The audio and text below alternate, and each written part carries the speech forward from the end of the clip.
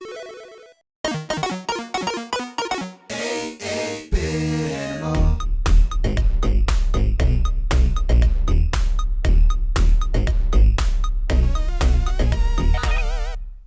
you doing, good people? This is the 8-bit animal, and we're gonna go in the Wayback Machine again, like for real, to like 1981, 82, around that time. And we're gonna talk about one of the most important video games of all time, Pac Man. Well, kinda, cause see, Pac Man was really popular around this time frame, like almost Space Invader popular in the US at least. And so because it was so popular here in the US, it was everywhere. And because arcade operators wanted to get more bang for their buck, so they were looking for new ways to make money off of it.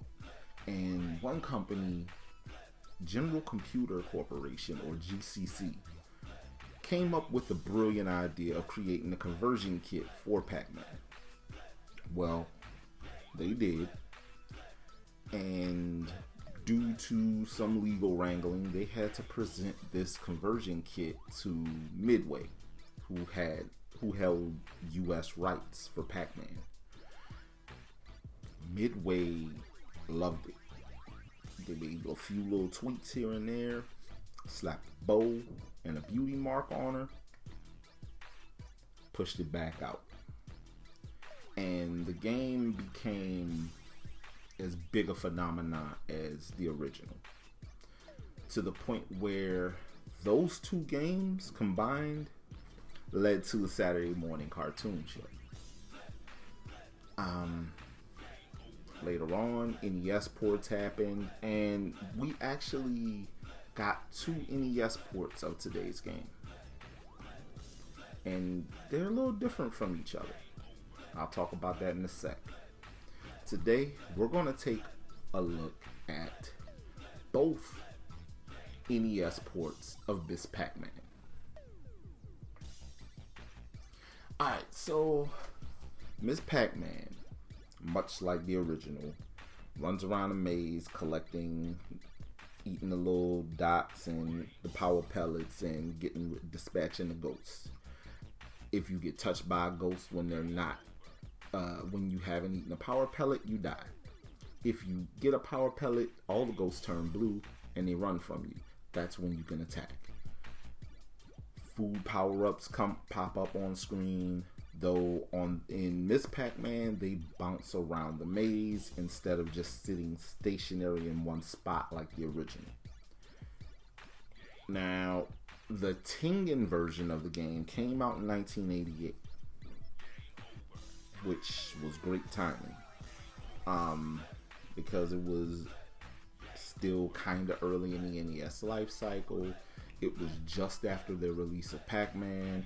And this was markedly different from Pac Man. You had dip switches. You press start, you could play 2-player competitive, 2-player co-op. You could set the size of your mazes. You could, and this was the big one, you could adjust the speed. So Pac Man could run in at a crazy fast speed. And we've all seen arcade Miss Pac Man cabinets that ran at a crazy fast speed by default. And this one was really well received. I mean, Tengen released it on other consoles as well. Meanwhile, 1993 comes along. Everybody done jumped ship basically to the Super NES from the NES. And Namco rolls out of bed and says, oh wait, we were supposed to do something. Yeah, let's go and roll that Miss Pac Man port we put out on the Famicom years ago on the NES. And while it's cool and all, it sounds a little different from the Tengen port. It looks a lot different, and there are no dip switches, so disappointing.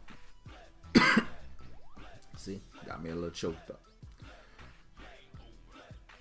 Namco's port was okay.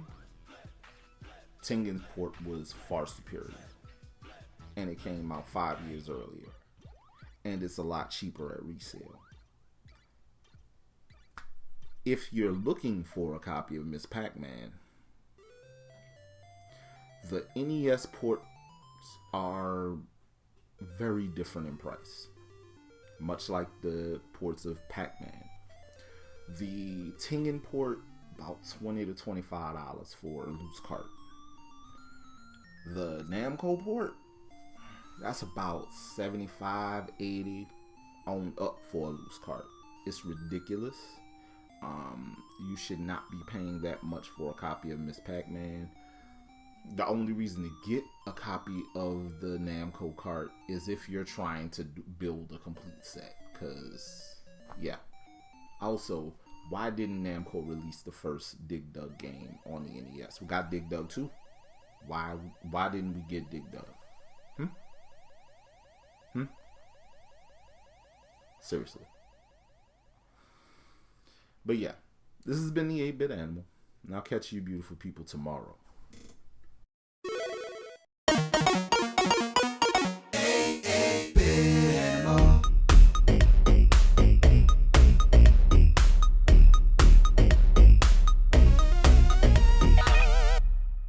Tomorrow.